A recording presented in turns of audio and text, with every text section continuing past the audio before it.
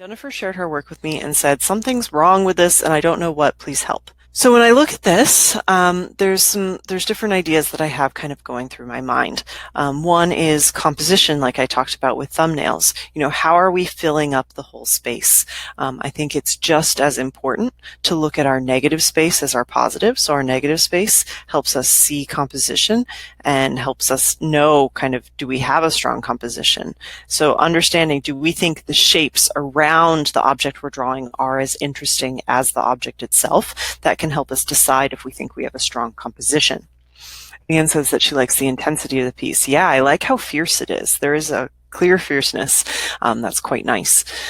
So in terms of accuracy for the figure, because of the mane and its placement, I do believe that we're looking at a lion, and the nose reminds me more of my puppy that I have. So he has a bit of a wolfish appearance to me.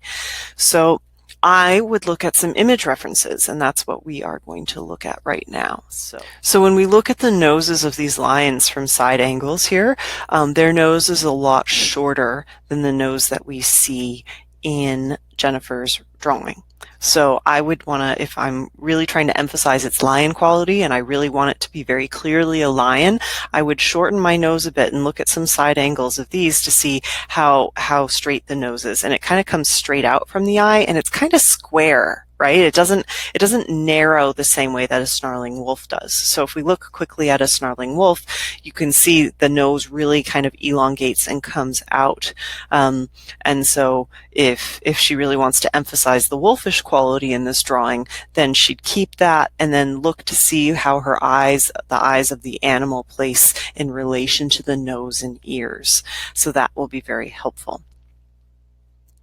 So the nose is something she needs to decide what she wants to do with. It's also good to note where the mane kind of starts and stops and how it starts and stops in the lion. Where does it fall, and how does that change the values, the lights and darks that we see, or the textures that we see in the image.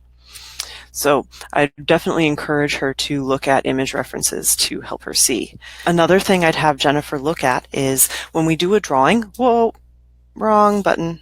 Let's not zoom that out. Okay, when we're looking at Jennifer's piece, I would have her consider her drawing and the amount of white we see in it. So when we draw, I think it should be just like a painting. When we paint, we very rarely leave the white of the canvas exposed, and if we do, it's a very conscious choice. But with drawing, a lot of times we leave lots of whites of the paper showing, and I feel like that can often create a sense of feeling like the work is unfinished in some way. So having some shading in the background or some kind of environment, creating a kind of African background for this piece in terms of landscape, or even just putting a big bold color behind this fierce face could really add a lot of kind of dynamic energy to the drawing.